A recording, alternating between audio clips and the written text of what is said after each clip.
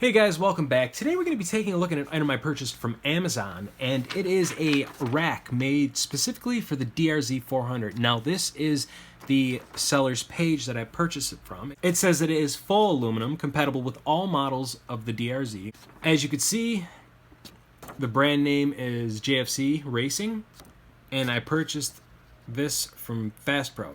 Now moving on to the unboxing. This is the package they sent. There's no box inside, it's just bubble wrap, DHL.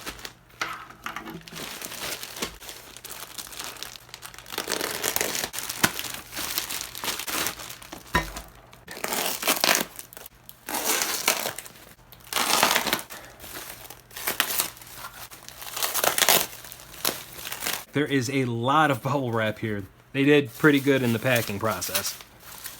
Looks like we have some spacers and hardware here.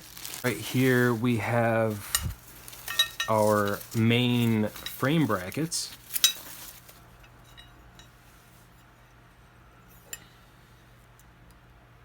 Very nice CNC anodized aluminum.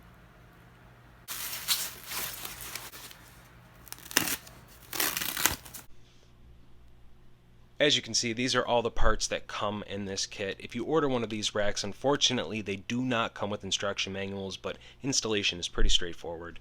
As you can see, we have our two sidebars here, and then we have our main rack, a bag of stainless steel screws, and then two bags of different size spacers, and these are aluminum. Now, just to show you guys the actual size of this in person, we have 9.5 straight across. We have 11 here, and then on these edges here, just over 12.5. Next, we will move on to the installation. So for installation, you're going to need a few tools, which include a 10mm socket with a small extender and either another 10mm socket or a 10mm spanner. You're also going to need a 5mm Allen key. Now, the first step is to take your 10mm socket and remove both rear seat bolts. Don't worry about the seat, you can leave the seat on. Second step, if you haven't already, you need to remove your tool bag. And this is where the two sockets come in play. Now, to remove your tool bag, obviously empty it out first. When you open it up, you'll see this foam pad thing here. If you carefully peel it away, it will reveal two 10mm bolts. Now, the reason why you need two of these is because underneath your fender there are 10mm nuts, and you actually have to hold those while you unscrew from the top or the bottom. Remember, you're going to need your original nuts. The nuts that are on the bottom, you're going to need those to install the racks. If you've already removed your tool bag and you've lost those bolts, unfortunately you're going to have to go to the hardware store and find yourself some new ones. Now, once you have everything removed, you're going to need your two bars, and you're also going to need your large spacers and the longest Allen key screws that come in the kit. These are actually, the longer ones are your seat bolts. So what you're going to need to do is take your bars here, take your screw into the bar first, then into the spacer, and just screw it in place. Now, after you have your bars installed, you're going to want to take your rack itself with the lettering facing up and line up the mounting holes.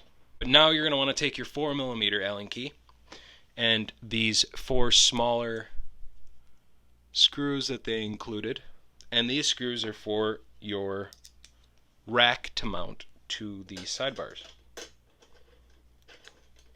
Now that you have all your screws in and tightened down, you can see the unit still moves. Now what you want to do is lift it up out of the way.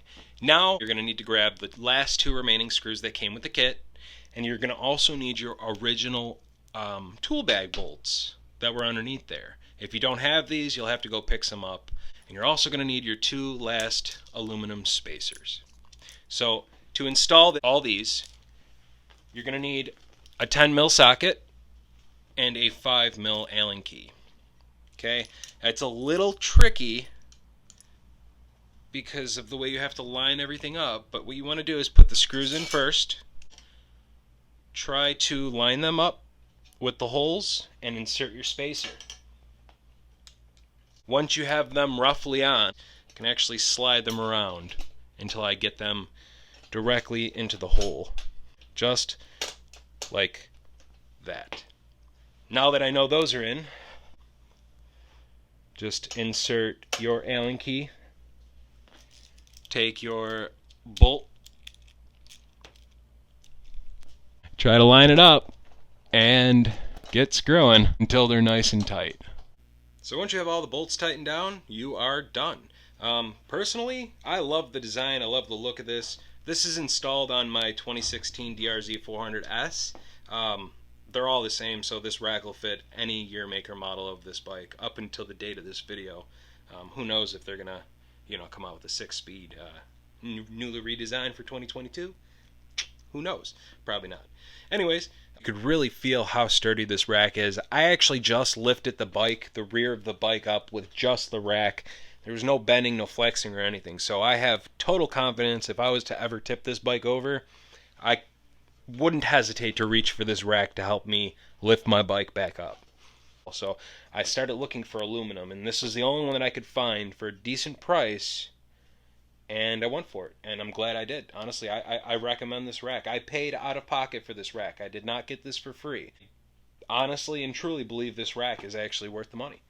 So if you guys are interested, I'm going to put a link, actually the link where I purchased it, down in the description below from Amazon, and you guys can check it out there for yourselves. So that's about it for this video. If you guys have any questions or comments, please leave those down below. Don't forget to share, like, and subscribe, and I'll catch you on the next one. Thanks.